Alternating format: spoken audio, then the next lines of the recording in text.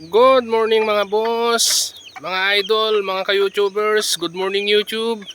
Ayan, nandito tayo sa ating munting manukan ulit. Ayan, papakita ko sa inyo mga boss. Tulad nga ng sinabi ko, dahil naubusan na tayo noon ng broodstag. Dahil sa bagyong Egay, nawala yung mga materyales nating broodstag, broodcock. So, papakita ko sa inyo yung bagong kuha natin kay Sir Idol Kyrie Game Farm ng Dingras, Ilocos Norte. Papakita ko sa inyo mga boss.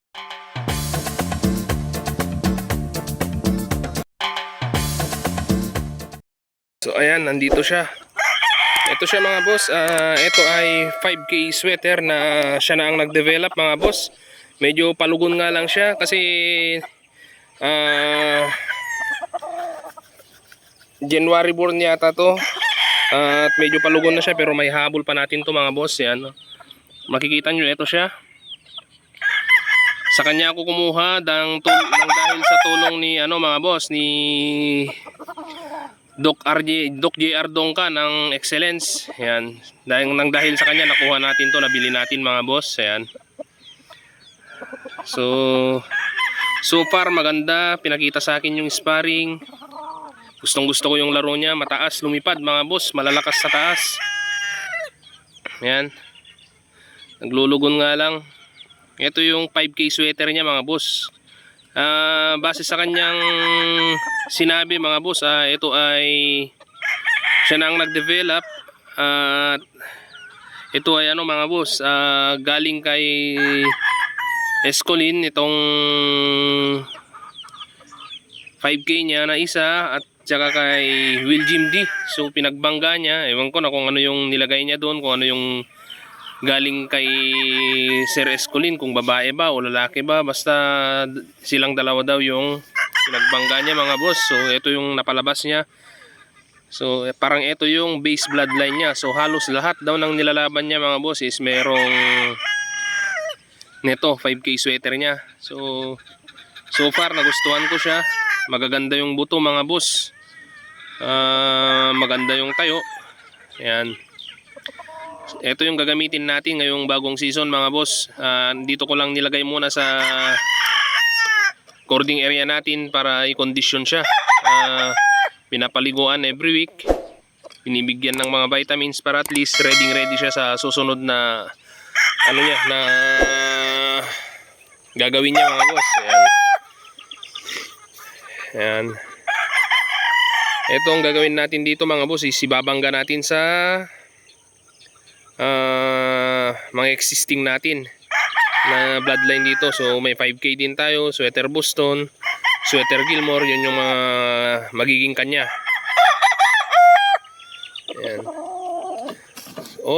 Muntik ka nang nabitin. Ayan.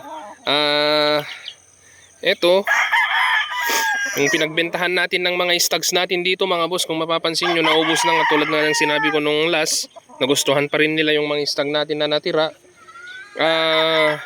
Yung napagbentahan natin, yun yung ibinili natin mga boss nito. Presyong kalabaw din to. Yan, maliit na kalabaw. So medyo nagsakripisyo rin ng konti mga boss para at least mabili natin to, para mapaganda pa rin ang breeding natin para sa susunod na season mga boss. Ayan. Ayan, meron pang natira dyan na mga pullet, mga inahin natin dati. Nandyan pa sila sa range. Unti-unti nating hinihuli mga boss para ilagay dun sa breeding cage dun sa bahay. Ayan. Pati ito, ready na rin to, itong pinabreed sa atin na McLean. Ready na rin, pero inaantay lang natin yung tamang oras at panahon, tamang pisa. Kasi kung masyado tayong maaga sa 4 national banded, hindi rin papasa mga boss. So inaantay natin yung tamang siguro by itong December mag-isasalang na natin sila. Tapos last week ng by last week ng December, salang na sa incubator. Makukolekta nating itlog mga boss. Ayan. Ayan siya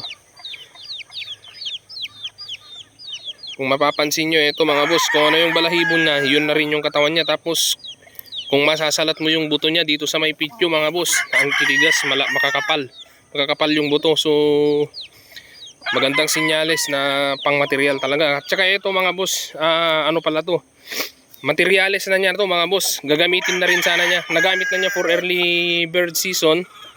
Gagamitin niya ulit ngayon sana itong national, nang dahil nga sa tulong ni Doc JR Dongka ng Excellence, nakuha natin to. Ayaw sanang ibigay mga boss, pero natulungan tayo ni Doc JR Dongka ng Excellence. So maraming salamat sa iyo, Doc. At ayan lang muna. So sana lagi tayong safe mga boss, at laging masaya sa breeding. Keep safe everyone.